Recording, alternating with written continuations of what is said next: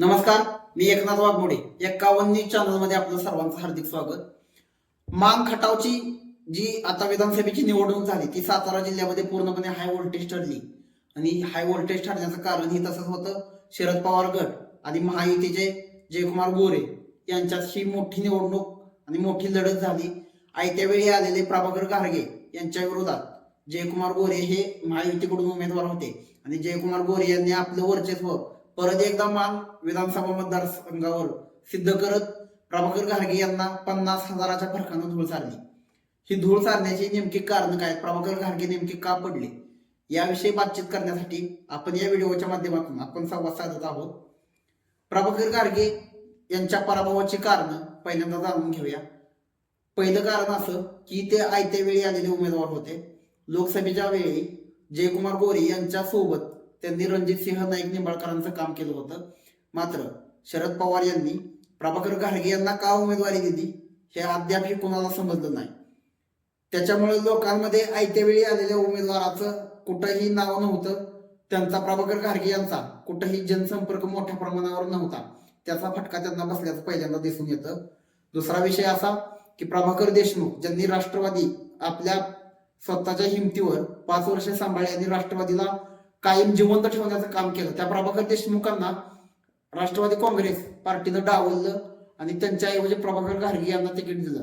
प्रभाकर देशमुख यांना डावल्यानंतर प्रभाकर देशमुखांनी कितीही जरी म्हटलं की राष्ट्रवादी शरद पवार गटाच्या उमेदवाराचं काम करायचं, हे त्यांनी कितीही सांगितलं तरी नाराज झालेल्या कार्यकर्त्यांची नाराजी दूर करण्यात मात्र ते अपयशी ठरले. त्याच्यानंतर दुसरा विषय, महाविकास आघाडीच्या नेत्यांचा मेळ कुठेही बसलेला दिसला नाही. त्याचं कारण असं, महाविकास आघाडीचे नेते मागच्या 2019ला ज्यावेळेस आमचं ठरलं या टीम मध्ये होते त्यावेळेस त्यांनी देखील मोठ्या फरकानं जयकुमार गोरे यांना पराभूत करण्याचा प्रयत्न केला. मात्र जयकुमार गोरे हे 3,000च्या मताधिक्यानं निवडून आले होते आणि त्या निवडून आल्यानंतर यांच्यात पूर्णपणे फाटाफूट झाली होती. त्याच्यातील आमचं ठरलंय मध्ये संदीप पोळ हे त्या टीम सोबत नव्हते. डॉक्टर येळगावकर ज्यांनी आमचं ठरलंय टीमची मोठबांधणी केली होती, त्या येळगावकरांनी देखील जयकुमार गोरे यांचा हात धरला. त्याच्यामुळं आमचं ठरलंय टीम मध्ये जे उर्वरित लोक होते त्यामध्ये खटाव तालुक्यातील नंदकुमार मोरे असतील, पिंटू मांडवे अर्थात संदीप दादा मांडवे हे एक होते, अभयसिंह जगताप, अनिल देसाई, प्रभाकर देशमुख आणि काँग्रेसचे रणजित देशमुख आणि त्यांच्या साथीला आता खटाव तालुक्यात स्वाभिमानी शेतकरी संघटना ही एक त्यांच्या जोडीला होती. मात्र ही सगळी मंडळी सोबत असताना देखील यावेळी जयकुमार गोरे यांना मोठ्या फरकानं पराभूत करतील अशी चिन्ह निर्माण केली होती त्यांनी. मात्र जयकुमार गोरे यांनी आपलं निर्विवाद वर्चस्व परत एकदा तालुक्यात सिद्ध केलं, या मतदारसंघात सिद्ध केलं आणि प्रभाकर घारगे यांचा मोठ्या फरकानं पराभव केला. त्याचं दुसरं एक कारण असं होतं, जयकुमार गोरे यांना पराभूत करण्यासाठी ही मंडळी एकत्र आली असताना ज्यावेळेस धैर्यशील मोहिते पाटील जे की माढा लोकसभा मतदारसंघाचे खासदार आहेत त्यांच्या देखत प्रभाकर देशमुख आणि अभयसिंह जगताप यांच्यातील दुपळी वरकुटे मलवडी या ठिकाणी बघायला मिळाली. त्याच्यामुळं त्यांनी नंतर कितीही सारवासारव केली असली की आम्ही एकच आहोत मतदारसंघात, शरद पवार साहेबांच्या उमेदवाराचंच काम करणार असं जरी त्यांनी लोकांपर्यंत सांगितलं असलं तरी लोकांनी त्यांचा कल ओळखला आणि यांच्यातील मतभेद हे जयकुमार गोरे यांच्या फायद्याचे ठरले आणि त्याच्यामुळंच कोकडवाड गट हा अनिल देसाई आणि अभयसिंह जगतापांचा बालेकिल्ला म्हणून ओळखला जातो. मात्र त्या गटात आणि अभयसिंह जगताप आणि अनिल देसाई यांच्या गावात देखील आमदार जयकुमार गोरे यांनी मताधिक्य मिळवण्यात यश मिळवलं. प्रभाकर देशमुख ज्या गोंदवले गटातून येतात त्याच गोंदवले गटात जयकुमार गोरे यांना मताधिक्य मिळालं. मार्डी गट, मनोज पोळ हे राष्ट्रवादीचे नेते आहेत, त्या ठिकाणचे स्वर्गीय पोळ तात्या यांचे ते पुत्र आहेत. मात्र त्यांना देखील संदीप पोळ हे त्यांचे मोठे बंधू हे आमदारांसोबत असल्यानं ह्या दोघा भावांमध्ये चुरस होती की मार्डी गट कुणाला प्लस राहणार. मात्र संदीप पोळांनी या ठिकाणी बाजी मारत जयकुमार गोरे यांच्या पारड्यात मताधिक्य टाकलं. बिदाल गट अरुण गोरेंनी पूर्ण शिकस्तपणाला लावून, पूर्ण आपली ताकदपणाला लावून त्यांनी बिदाल गट देखील आमदार गोरे यांना मताधिक्य मिळवून देण्यात यशस्वी केला. त्याचबरोबर आंधळी गट हा जयकुमार गोरेंचा बालेकिल्ला, त्याच्यामुळे आंधळी गटात जयकुमार गोरेंनी मताधिक्य घेतलं. याचं एक कारण दुसरं एक होतं की शेखर गोरे हे महाविकास आघाडी सोबत आधी होते, मात्र आयत्या वेळी प्रभाकर देशमुख आणि मला म्हणजे शेखर गोरे यांना शरद पवारांनी फसवलं असल्याचा त्यांनी आरोप केला आणि शरद पवार गट त्या गटाची उमेदवारी त्यांना मिळेल अशी अपेक्षा त्यांना होती. मात्र शरद पवारांनी आपल्याला फसवल्याचा आरोप त्यांनी करत ठाकरे गटाचा संपर्क प्रमुख पदाचा राजीनामा दिला आणि त्यांनी ठाकरे गटाला रामराम केल्यानंतर अचानकच फडणवीस यांनी मला विधान परिषदेच्या आमदारकीचा शब्द दिलाय अशा प्रकारचं रणजित निंबाळकरांच्या उपस्थितीत एक कार्यकर्ता मेळावा घेतला आणि त्या मेळाव्यात फडणवीसांचा व्हिडिओ त्या ठिकाणी त्यांनी ऐकून दाखवला. त्याच्यानंतर त्यांनी भाजप सोबत येत गोरे बंधूंचं मनोमिलन झालं आणि त्या मनोमिलनाचा फायदा देखील जयकुमार गोरेंना झाल्याचं आपल्याला बघायला मिळतं.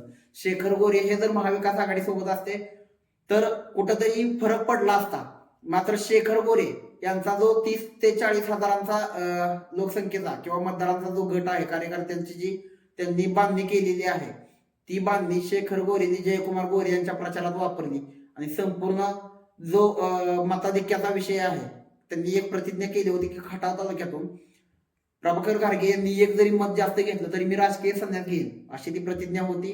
आणि मात्र शेखर गोरेंनी बोललेला शब्द खरा करून दाखवला आणि त्याच्यामुळे शेखर गोरे यांनी खटाव तालुक्यातून घारगे यांच्या विरोधात 8,000 मतांचं मताधिक्य जयकुमार गोरे यांना दिलं.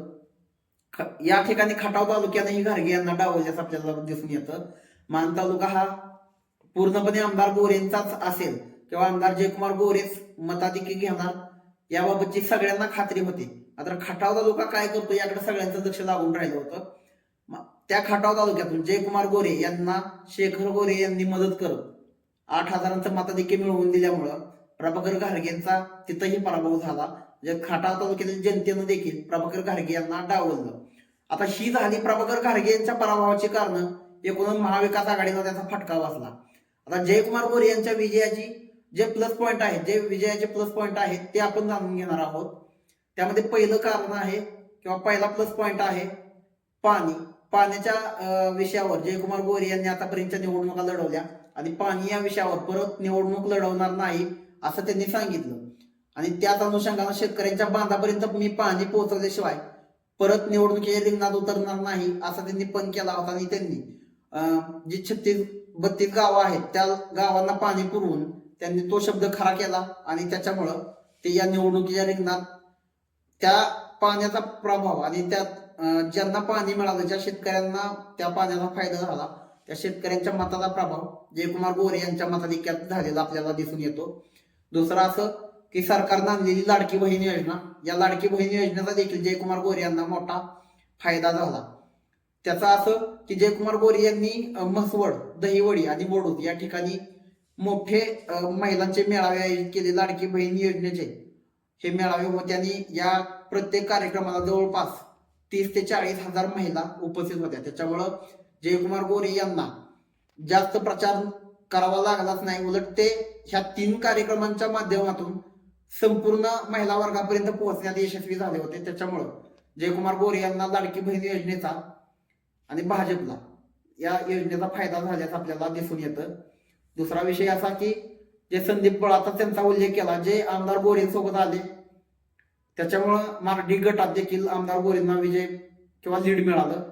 दुसरा विषय शेखर गोरे हे त्यांचे बंधू आजपर्यंत 12 वर्षापूर्वी किंवा 12 वर्षापासून त्यांच्या विरोधात ते उमेदवारी करत होते, लढत होते. सोसायट्या किंवा ग्रामपंचायतीच्या माध्यमातून जयकुमार गोरेंना त्यांनी चांगली टशन दिली होती.